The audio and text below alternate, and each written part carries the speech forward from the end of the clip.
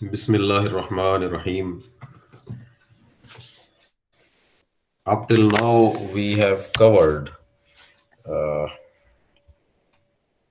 chapter 12 of your book, and in that analysis of variance, and we discussed in detail that what is analysis of variance and how we analyze that variance in different situations. So today, we simply wanna put light on the issue of correlation and linear regression. This is chapter 13 of your book, and we wanna briefly explain few things. Basically, uh, most of the things you will study in the econometrics course, but I wanna shed some light on the basics of the correlation and regression analysis.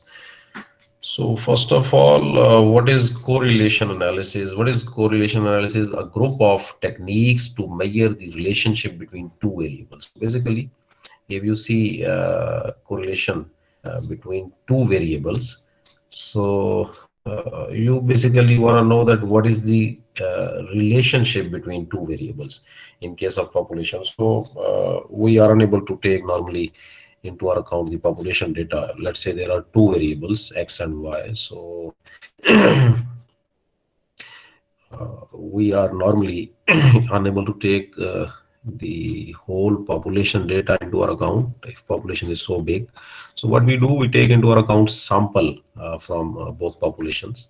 We take samples from both populations, and then we see that whether there is some association between the under consideration variables or not.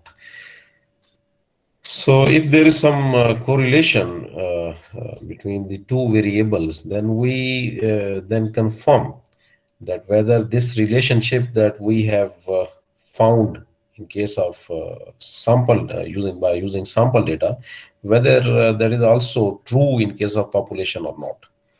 So initially, you can take into your account the concept where you can take into your account only two variables. One will be the dependent variable and other will be the independent variable. And then in the next chapter or in econometrics, you will see that multiple regression is there where you take into your account more than one independent variables and one dependent variable. So you see that one by one how independent variables are affecting the dependent variable. So as it is obvious from its name, dependent variable, so it is depending upon something. So upon what? Upon independent variables that are independent. So theoretically, you have to see that the relationship should be sound. It should not be a spurious relationship. By spurious relationship, I mean theoretically there should be some sense between the two variables relationship. Let's say if I say that if students are studying more for more hours, then they are obtaining good grades. So you can say that good grades are depending upon the study hours. So this may there is some common sense that of course when students will give more time to their studies, they will learn more, and it is quite possible that they will obtain good grades. So, but if I say that the let's say there may be two different situations. Let's say GDP of Pakistan depends upon the number of donkeys in Pakistan, or let's say in Afghanistan. So definitely there is no relationship. Obviously, this doesn't make any sense. Okay, so before analyzing the correlation, you must take into your account the common sense that whether theoretically there is any relationship between these two variables that are there in your consideration. So If there is some relationship theoretically, then you may further proceed and you may check that what is the level of that correlation. That is, I mean, that is a weak relationship or moderate relationship, or you can say there's a strong relationship. Okay. So the idea is that, for example, if you see, there are two variables. One is called the dependent variable, and we normally use y for dependent variable, the alphabet. Y is normally used for dependent variable, and variable x is normally used for independent variable.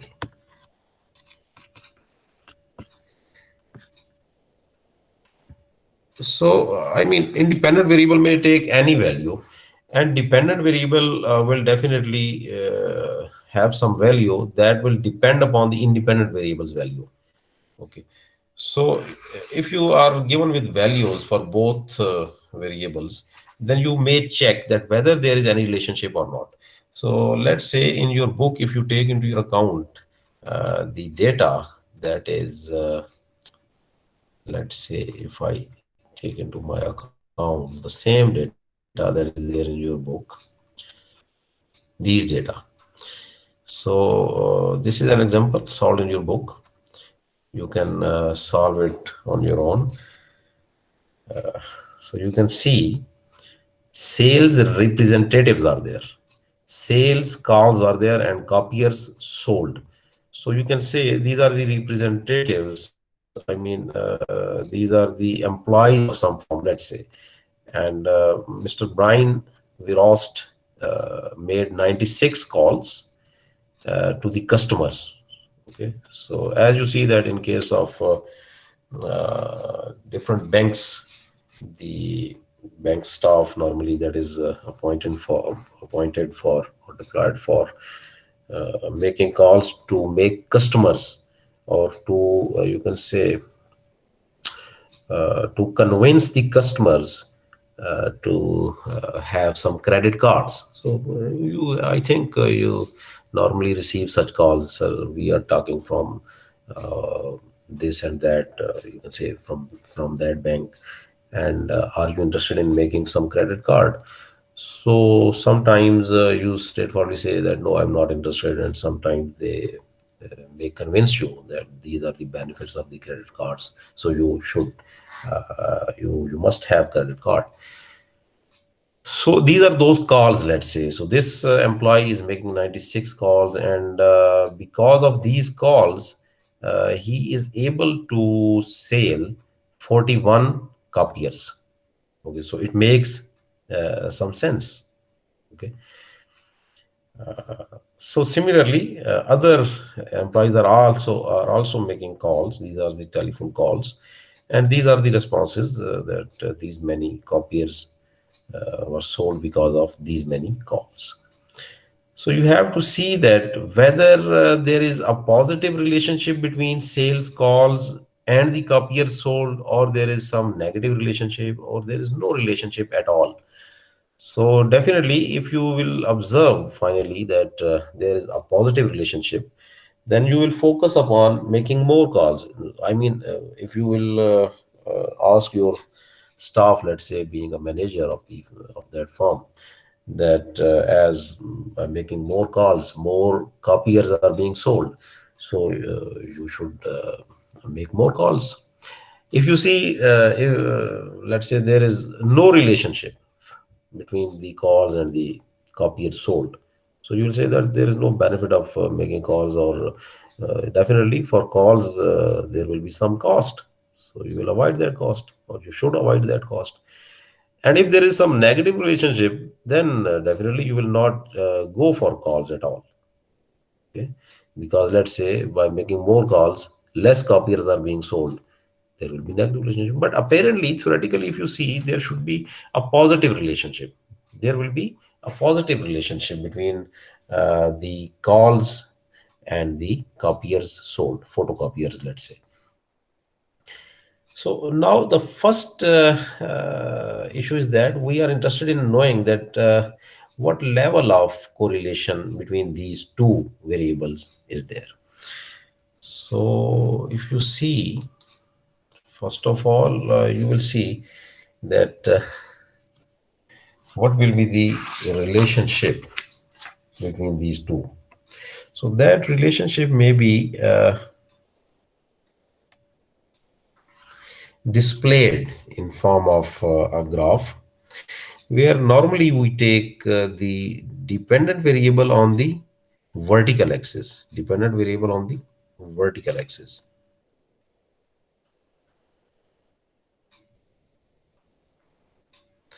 Sorry.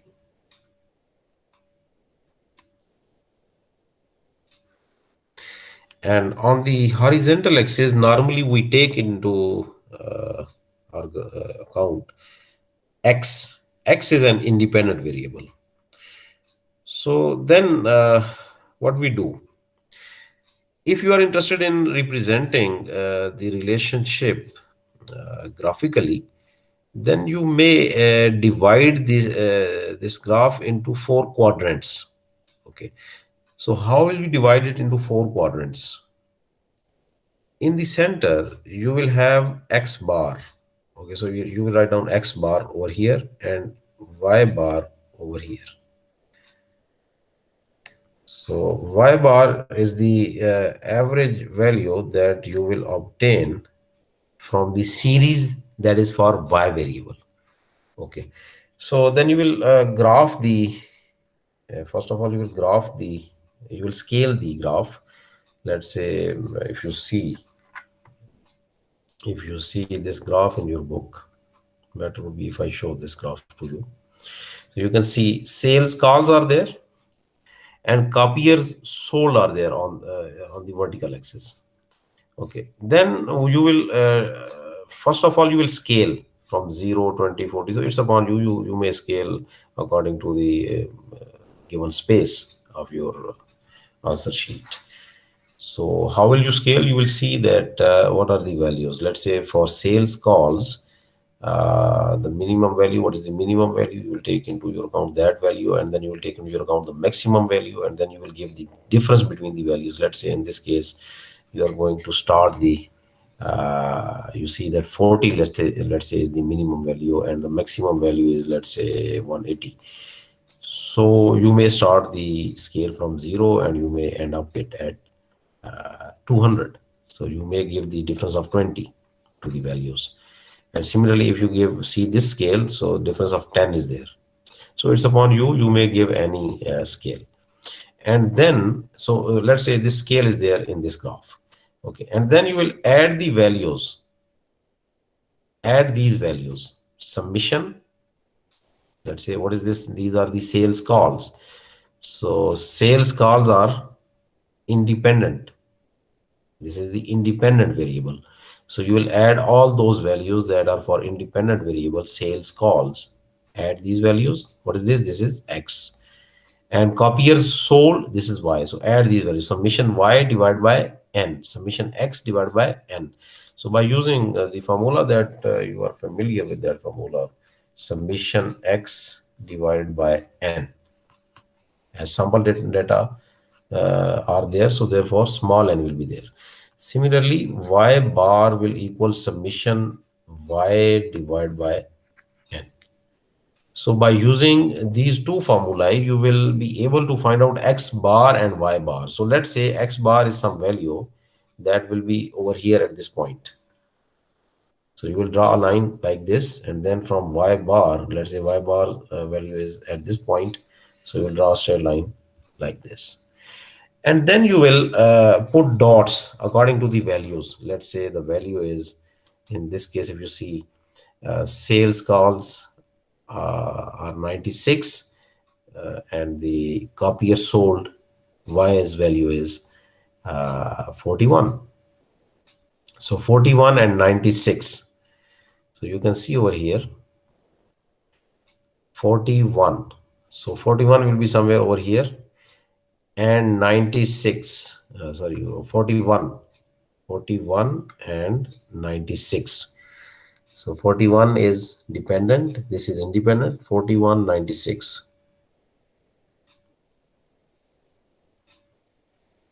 So let's say this is the point. This point you will obtain. This point you will obtain. Similarly, for other values, you will obtain different points. You will obtain different points. Let's say I'm going to obtain points like this. These are the points that I will obtain when I will give values to the when I will you say data values. I will show data values in form of a graph. So these are the dots. So if you see, this is your graph, and this is quadrant 1, this is quadrant 2, this is quadrant 3, this is quadrant 4. So I can write it down as 1, 2, 3, and 4. These are the 4 quadrants. So now when you will see that more dots are there in the first quadrant and in the third quadrant, and few or no points are there in the fourth quadrant and the second quadrant, then you will say that there is a positive relationship. So you may draw a line from quadrant third quadrant to first quadrant like this. So this will be a line that will indicate that there is a positive relationship between the two under consideration variables. One is dependent variable and one is independent variable.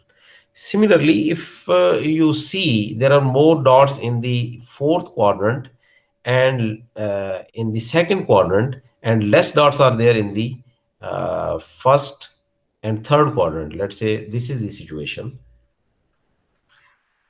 First of all, you will draw X bar, Y bar, and then you may, let's say you see that this is the situation. And there is only one or two dots are there in the first and third quadrant. So you will draw a line like this. You draw a line like this. So this line is an indication that the relationship between X and Y is negative. So it means that if one variable increases, other decreases. In this case, if you are going to increase the values of the independent variable, the values for the dependent variable will decrease. So you can see it. Okay. Similarly, you can see for price and quantity. So out of price and quantity, which one is dependent and which one is independent? What is your opinion? Price is independent. Price is independent and quantity is Dependent upon dependent. So price. in economics, normally you take price on which axis? On Y vertical axis. axis. Y-axis. Here, and quantity over here. Is Yes. it Yes, like sir. this? But you know, in this case, we normally in economics write down P on vertical axis, whereas we know that this is an independent variable. Okay, and quantity demanded is a dependent variable, and we normally write down it on horizontal axis. But this is only in economics. Okay, normally we use vertical axis for dependent variable. Remember it. Oh, it is fine, no problem. Results will be same. But normal practice is that we should write Q on the vertical axis and P on the horizontal axis, because the normal practice is that we write down the independent variable on the horizontal axis and the dependent variable on the vertical axis. So this is what we do in econometrics. Normally we write down Y on the uh, vertical axis and X on the horizontal axis, and we know that this is independent variable and this is dependent variable. So this is the normal practice that we follow in econometrics, but in economics you normally write down these two values in this way. So don't get confused. Basically this is correct. Both are correct, but this is more correct because we this is the normal practice. Okay, so there may be a positive relationship, there may be a negative relationship. Now, the level of relationship is important. That you see, there is a weak relationship, there is a strong relationship, or there is at all no relationship, let's say. And in case of no relationship, what will be the situation? Let's say I'm going to draw a graph again. This is, let's say, this is y bar, this is x bar, and let's say scattered dots are there. Scattered dots are there like this. Everywhere in all quadrants there are dots, and you are unable to decide that the line should be uh, from first quadrant to third quadrant, or from second quadrant to fourth quadrant. So you are unable to decide. Scattered dots are there. So in this case, you will say that there is no relationship. There is no relationship between x and y. Fine. But let's say in this case there is no relationship, and in case of no relationship, what will be the value of correlation coefficient? And we are basically interested in having another, you can say, Sir, coefficient, that is correlation coefficient. But before that, you have to see another graph that is given in your book. If you see,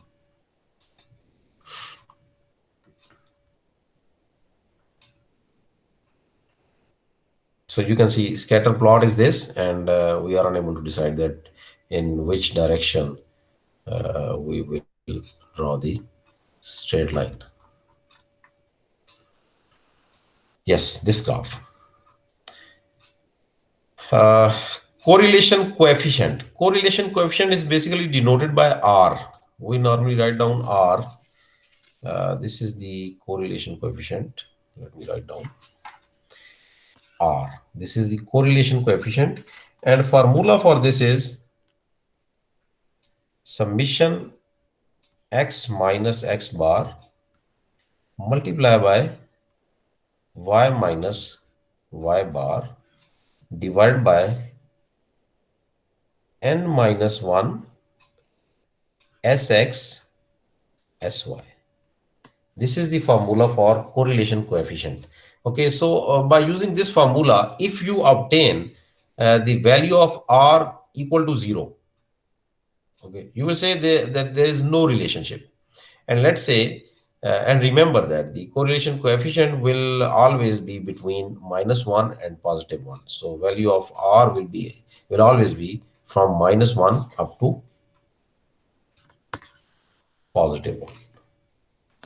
So it could not be less than -1. It could not be more than +1. It will be in between. So let's say this is the answer 0. So we will say that there is no relationship at all between the under consideration variables. Let's say you obtain this value as your correlation coefficient minus zero point 0.5. You will say that there is a moderate negative relationship. If it is positive, you will say positive relationship, but it is moderate. And in between these two values, if it is positive side, weak positive correlation. If it is negative side, from 0 to -1, weak negative correlation. And from minus zero point 0.5 up to -1, there will be a strong negative correlation. And remember that as you will move leftward from minus zero point 0.5, the relationship will be further stronger. I mean, if you have minus zero point 0.9 as correlation coefficient, and minus zero point 0.7 as a correlation coefficient, so -9 is an indication that the stronger relationship is there, and that relationship is negative. Same is the case to this side, from zero point 0.5 up to +1. A strong positive correlation will be there in this region from zero point 0.5 up to 1. So at exactly 1, you will say that perfect positive correlation. So it means that if you are going to increase x by 1 unit, y will increase by 1 unit. Okay. Uh, exactly, you can say the perfect positive correlation. And in this case, perfect negative correlation. It means that if you are going to increase x by 1 unit, y will decrease by 1 unit exactly. So this is the graph that is showing you the information regarding the strength of the relationship, right? And then to find out the correlation coefficient, how will you use this formula? So you will definitely have two values. One is for X, one data series is for X variable, and one data series is for Y variable. Let's say if you see the data series that is given over here, this. So these values are there. So you will write down sales calls. You will represent this by X, copier sold Y. Okay. And then you will write down the table in this way: sales calls, copier sold, and then X minus X bar, X minus Y bar. Why are you doing this? Because in the formula, this is required: X minus X bar, Y minus Y bar. So you will generate the series X minus X bar like this. Simply what you will do, you will simply subtract the average or mean value for X series from uh, each value of that series. I mean from 96 minus X bar, whatever value you will find. So what was X bar? In this case, it has found X bar as 90. X bar is equal to 96. Summation X divided by N, 96. So this 96 you will subtract from each and every value. So when you will subtract 96 from 96, the answer will be 0. And then 40 minus 96, 104 minus 96. So in this way, you will generate this series. And we are not interested in taking sum of this series. So you will simply write down, and basically it will be 0, but you can put dash over here. You know that the spread from the mean position will be equal to 0. Okay. So this is very basic in statistics. So this is equal to 0. Similarly, the dispersion from this is basically Y. This is not X. This is Y. So in your book, this is a mistake. Y minus Y bar. So now you will take into your account Y's value. Y bar. What is Y bar? Y bar is equal to 45. So you can check 41, this series, minus 45, the answer will be minus 4.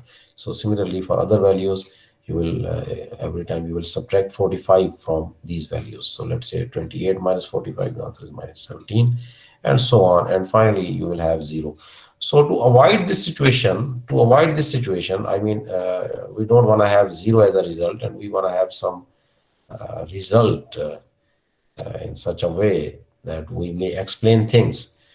So normally in case of variance, you take square over here, and then you will again find out standard deviation by taking square root. So the purpose of that is that we want to remove this negative sign, that once we will take the square in this case, this negative sign will be removed. And similarly, in this case, when you will multiply these two series, the negative sign will become positive as it is there. 56 multiplied by minus 56 multiplied by minus 4, the answer is 224. So you can see over here. So the purpose of this is to avoid the situation where the result will equal 0. So we are going to multiply these two, and finally we are interested in having the sum for the multiple of these two terms. So you will multiply, and finally you will have this value. This is the sum. Okay. And then n minus 1. So for n minus 1, you have to see that how many observations are there in one series. 1, 2, 3, 4, 5, 6, 7, 8, 9, 10, 11, 12, 13, 14, 15. 15 observations are there in one series. So you will take into your account only one series for the number of observations. So these are 15, and you will subtract 2 from this to have the degree of freedom. So that we will see later on. But in this formula, you are going to subtract 1 from this. If you see n minus 1 is there. And in case of regression, we will subtract 2 because the two series are there. But here it is n minus 1, not degree of freedom. So n minus 1 is the value that will be 15 minus 1 in this case, 14. So then you will multiply this with Sx, and you know what is Sx. Sx is basically the standard deviation for the X series. So the formula, you may recall, it is X minus X bar square divided by n minus 1, and square root was there. Okay. And when you will find out Sy, which formula you will use? You will use summation y minus y bar square divided by n minus 1 and square root is there. So only you will change x by y. So you will find out this value summation x minus x bar. So it means that in this table, you have to write down two other columns. One column will be for x minus x bar square, in which you will take the square of these values, and one column will be there for y minus y bar whole square. So for that, you will have another column that will help you in finding out sy. Okay. So you have to add two more columns in this table. Right. So once you will do this, you will be able to find out Sx and Sy. And finally, you will substitute the values over here in this formula, and you will obtain some value of R. That value of R will be called the correlation coefficient, and this will give you the value. This value will indicate that what is the strength of the relationship between X and Y. So let's say we can also use softwares to find out this correlation coefficient. And if you are going to use Excel, for example, you will have standard deviation as this. So it will give you all required values. So summary statistics may be find out using the Excel. Or otherwise, you may also find out the values for the parameters that you will see alpha and beta in the equation, and in the regression equation that normally are the parameters that we find using some statistical techniques, and that will you will see in detail in econometrics course. But simply I will explain that using these formulae you will be able to find out the correlation coefficient R. Okay, and that will give you the information regarding the strength of the relationship. Okay, then if you see, let's say there is some relationship between the two variables. The next step will be that you would have to confirm that whether this relationship is also true in case of population. I mean, only 15 values are there over here in the given data. So these are the sample values, sales calls by these employees, but then, this is quite possible, and it is in fact the situation that more than 15 employees are there in this firm. Okay, only 15 were selected at random. Okay, so many other employees are there for which you don't have data. Why? Because those were not selected. Okay, so let's say you only selected 15, and then you ask these people. Let's say you asked this Rich Niles that Mr. Rich Nile, how many calls you made in the previous month? So he responded as 84. So you noted this value. And how many copiers were sold because of your 84 calls? So he replied 43, sir. So you noted this. But there are so many other employees for which data have not been obtained. Okay. So let's say you obtain some relationship between these two. There is a positive relationship between these two, and you obtain some value for the correlation coefficient. So you have to see that whether this relationship is also true in case of population or not. So for that, you have to set a null and alternate hypothesis. How will you set? You will write down over here uh, H naught and H1 hypothesis testing. So here you will say, in case of H naught, you will write down rho is equal to 0. And here you will write down rho is not equal to 0. So what we mean by this rho, the correlation in the population is 0. So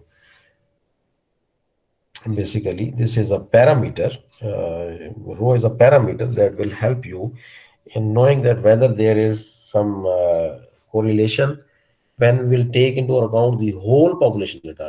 I mean, if you are going to take the all employees that are there in that firm, and you interview all those employees, and then you find out the values for X series and values for Y series, and then you find out the relationship. So what will be the answer in that case? That will be the answer, that will be the correct answer. That answer will be the true answer. But in fact, what are we doing? We are taking sample data, not population data. So from sample data, let's say we have confirmed that there is a positive relationship. Now we have to confirm that whether this relationship is also true in case of population or not, whether when we are not taking into account the whole population data. So what best can we do? We will set the hypothesis as rho is equal to 0. This means correlation in the population is 0. Correlation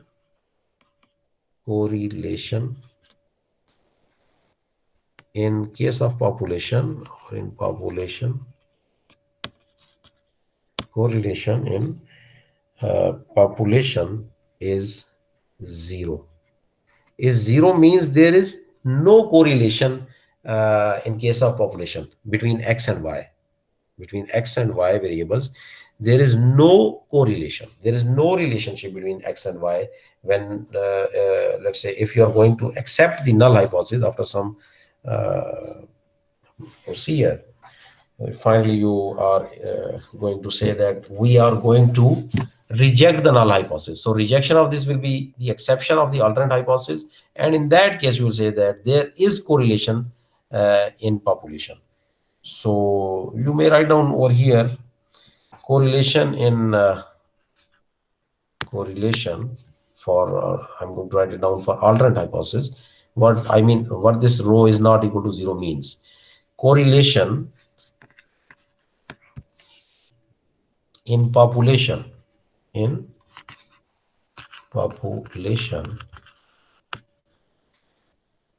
is different from 0, is different from 0. What this means, it means that there is relationship. If it is different from 0, it means there will be some value. So if rho is not equal to 0, it means there is relationship, there is correlation between x and y. Okay, and if you are going to have you are going to accept the null hypothesis, that will mean there is no correlation between x and y when population will be considered. Okay, so if there is no relationship, then you will remain unable to give any policy. Okay, so you have to set this hypothesis, and then which test statistic you will use to find out. So basically there will be 6 steps, but there is no need of writing 6 steps. Simply, basically, you are interested in saying that whether you will reject this or accept this.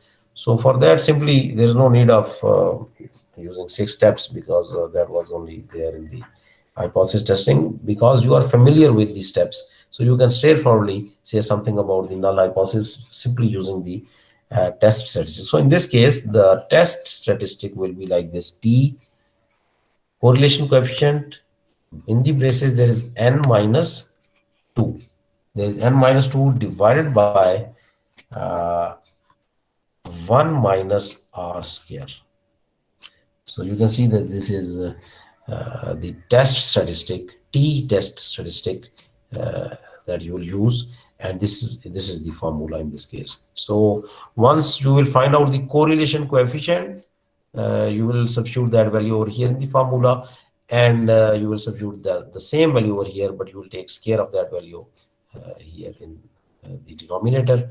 And you know what is n, the number of observations in one series, and you are going to subtract 2 from the number of observations. Why? Because 2 are the series in total that are there under consideration, x and y. So therefore 2 series are there, so subtract 2. If there are 3 series, so subtract 3. If there is 10, there are 10 series, so subtract 10. So like this.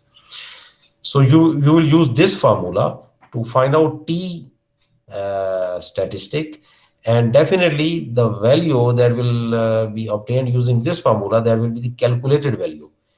And you have to compare this calculated value with the tabulated value. So tabulated value you may find out if you know the degree of freedom. So degree of freedom in this case is n minus 2. So that is 15 minus 2. Okay, that is 13. This is the degree of freedom. And you may use the level of significance as point. Sir N30 नहीं होगा? Sorry? N30 नहीं होगा? एक sample में 15 है। 30? Yes No, sir. no. I'm saying that you have to consider uh, the number of observations in one series, not in both. Number of observations in the one series. So those are 15. Fine. And you have to subtract 2 from this in this case because there are two series. Fine. So in this way, you will find out degree of freedom. You will not take into your account whole 30 values because whole 30 values will be for two series. Okay. So let's say there are 10 series. So will you have the degree of freedom for 10? You will add all observations? No, that will not be the case. You will only add the observations that are there in the one series. Okay, and you will subtract the number of series from that value, that n. Okay sir. So alpha is 0.05, let's say 5%, and in this case, two-tail distribution will be there. You can see over here the word different is there. Equality sign is there, inequality sign is there. So whenever you see equality sign, it means that the distribution is two-tailed. So you will draw the t distribution like this, and definitely in this case you will divide alpha by 2. This is the rejection region and alpha by 2 will be there, and this area is the exception region, this whole area. So definitely 0.05 divided by 2 will be 0.025. Okay, and similarly in this case 0.025. Okay, so now you are interested in finding out the critical values. So what will be the critical value at this particular point, and what will be the critical value at this particular point? For this you have to use the t table. So you can use t table. uh,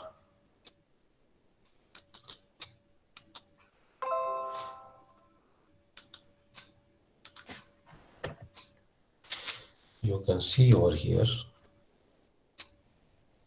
Let's say I'm going to take into my account this table.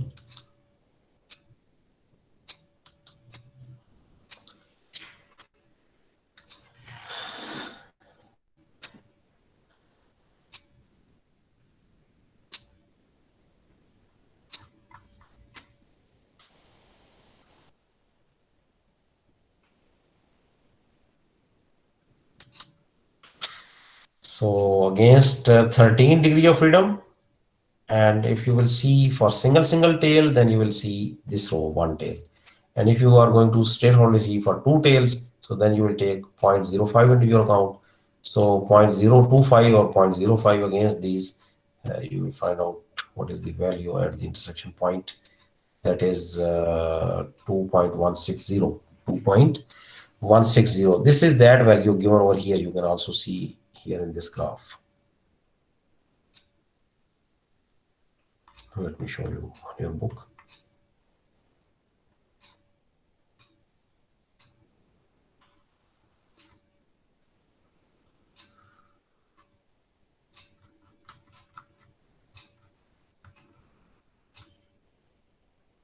Yes, this is the value 2.160.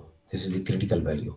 So now we have to compare this value with the calculated value. The calculated value you will obtain using this formula. So he has found it. First of all, he found R correlation coefficient. It was 0.865. It means there is a strong relationship between the two variables.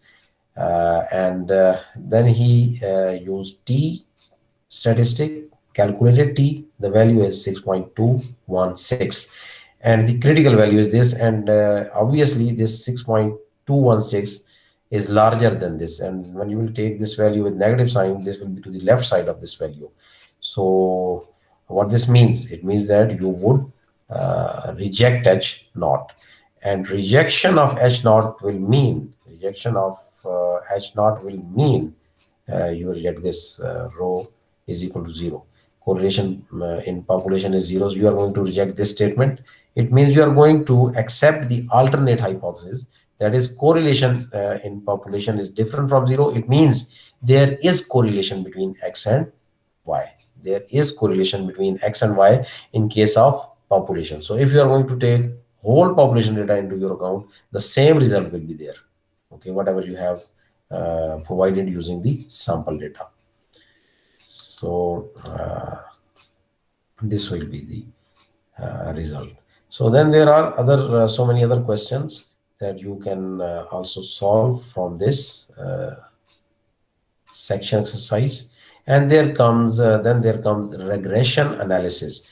And on regression analysis, I shall put light in the next class that you will take inshallah on Friday. So this is all for today. Thank you very much for your patience. And if you have any question, you may ask right now.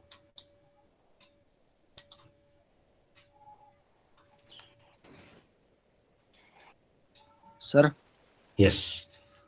Sir ये जो आपने 2 को 15 से minus किया sir, ये 15 observation थे sir, ये मुख्तलिफ भी हो सकते हैं सर, वेरिएबल्स इंडिपेंडेंट और डिपेंडेंट मुख्तलिफ हो सकते हैं observation?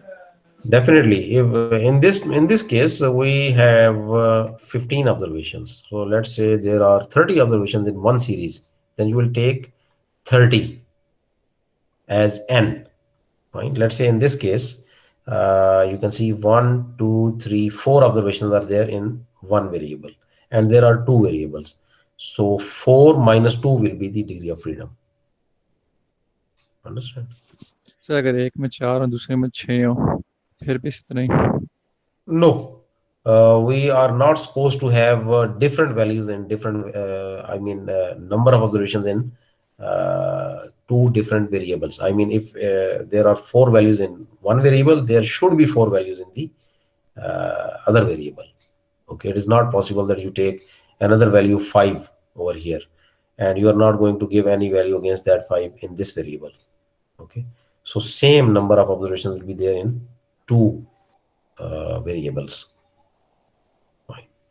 So let's say if there is some sales revenue value of 5 and there is no observation available for advertising expense, so that will be called a missing value. And in such situations we use some other techniques to provide the missing value. So normally we confront with this issue of missing values in the data series. So we use some specific techniques to provide that missing value. Okay, so but we have to take into account total observations equal. Number of observations must equal. If there are 4 values, there should be 4 values over here. Okay sir. If some value is missing, we have to provide that value. Okay, by using all available resources. And even if we are going to use all available resources and even then we are unable to find out the missing value, then we use some specific technique to provide that value. Right? So add 1, 2, 3, 4, 4 values are there, and there are two series. So 4 minus 2 will be the degree of freedom. Understand? Any other question? No sir, thank you sir so much. So thank you very much, and join on Friday, inshallah. Thank you very much. Thank you. Allah Hafiz. Allah Hafiz. अल्लाह हाफ़िज़. Allah Hafiz.